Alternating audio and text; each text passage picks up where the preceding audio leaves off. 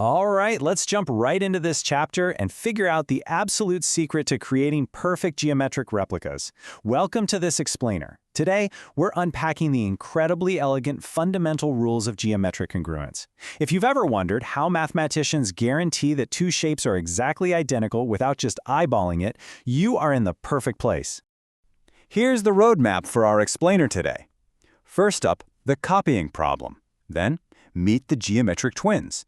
After that, the rules of congruence, followed by the special right triangle. And finally, we'll wrap up with unlocking triangle secrets. Let's get to it. Starting right off with Part 1, the copying problem. Imagine for a second that you're tasked with perfectly recreating a symbol on this massive signboard. Now, tracing paper, that works beautifully for a tiny doodle in a notebook, but what if the symbol is literally 10 feet tall? If tracing is completely off the table, what specific measurements do you actually absolutely need to take so you end up with an exact copy, rather than just some distorted mess? Take a look at a standard checkmark symbol, for example. We've got to ask ourselves a crucial question here. Are just the arm lengths enough to recreate this perfectly? Like, if I tell you the left arm is exactly 4 centimeters and the right arm is 8 centimeters, is that actually enough information to build an identical copy? Well, the answer is a resounding no.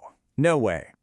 As our chapter points out, just knowing those arm lengths means you could end up drawing a whole bunch of different, completely non-matching shapes.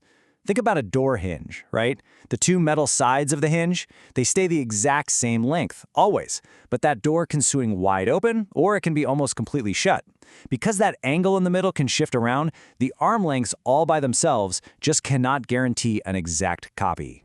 Which leads us perfectly into Part 2, meet the geometric twins. So, to stop that imaginary hinge from swinging all over the place, we have to lock the angle in. And this brings us to the main event, really, congruent figures. In geometry, when figures are exact copies of each other, meaning they have the exact identical shape and the exact identical size, they're called congruent. Basically, they're mathematical twins. If you were to slide one right over the other, they'd match up absolutely flawlessly. No edges sticking out, no gaps, just a perfect match. And superimposition is such a fascinating test for this, because you don't just have to slide a shape straight across a page to check if it's a match. You can totally flip the shape over, or you can even rotate it completely upside down. It doesn't matter. As long as it perfectly covers that original shape, boom, those two figures are officially congruent. But, and this is a big but, there is a trap here that so many people fall into. It's basically the golden rule of congruence notation. The order of the letters matters entirely. When we write down that triangle ABC is congruent to triangle XYZ, we are making a very strict mathematical promise. We are explicitly saying vertex A matches exactly with vertex X, B matches with Y, and C matches with Z. If you scramble those letters, so you write triangle ACB is congruent to XYZ, you're actually making a totally false statement, because you're matching up the wrong corners. All right, moving on to Part 3, the rules of congruence. Okay, so we know what congruence actually is now. But honestly, measuring every single side and every single angle to check for a twin, that sounds exhausting. So let's dive into the brilliant shortcuts our chapter provides. These first two rules basically guarantee you've got geometric twins without having to measure all 6 parts of a triangle. The first one is SSS, which stands for side, side, side. Simple enough, right? If all 3 sides of one triangle perfectly match the 3 sides of another, they are congruent, period. No need to even look at the angles. The second shortcut is SAS, or side angle side. For this one, if you've got 2 matching sides, and the angle perfectly squeezed right between those 2 sides matches as well, you've got guaranteed twins. Then we have our third rule, ASA, or angle side angle. This one guarantees congruence if 2 angles and the specific side directly connecting them are equal across both triangles.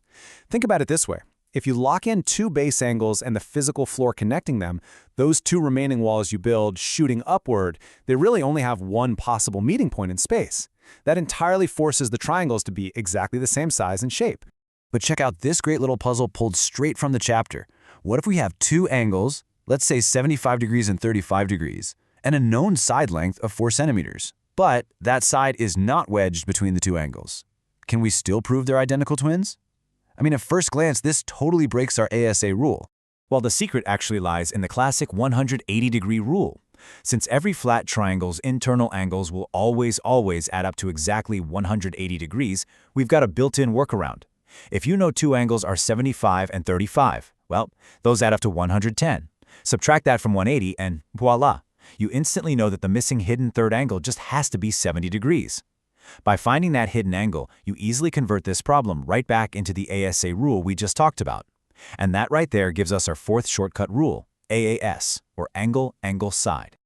We do have to be a little careful here, though. The text gives us a pretty strict warning. Knowing two sides and an angle that is not squeezed between them, which is the SSA condition, usually isn't enough to prove two triangles are twins.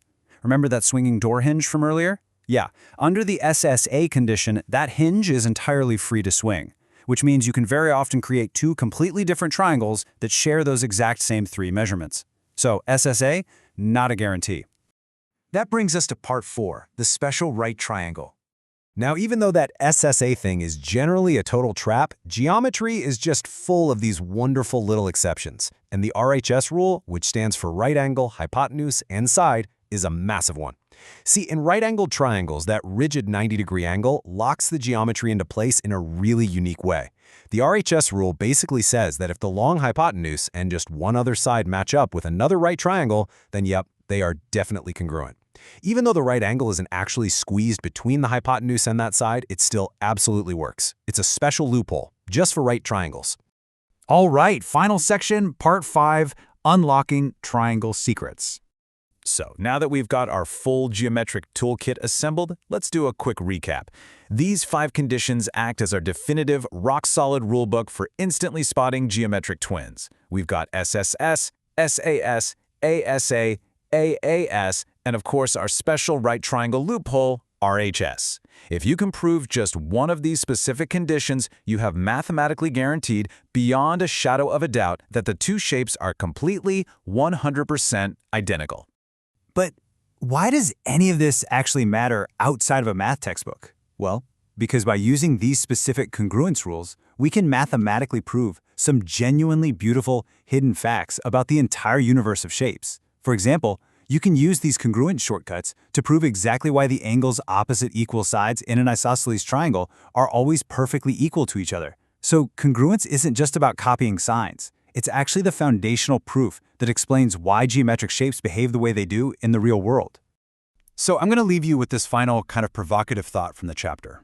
Knowing what you now know about perfect geometric twins, and knowing how equal sides literally force equal opposite angles, how do these congruence rules unlock the ultimate secret of an equilateral triangle? Think about it. If all 3 sides are perfectly equal, why must every single angle be exactly 60 degrees? Keep our 180-degree rule in mind, think about our mathematical twins, and suddenly, the beautiful, hidden logic of geometry is just right there in the palm of your hand. Thanks for hanging out with me for this explainer, and definitely keep exploring.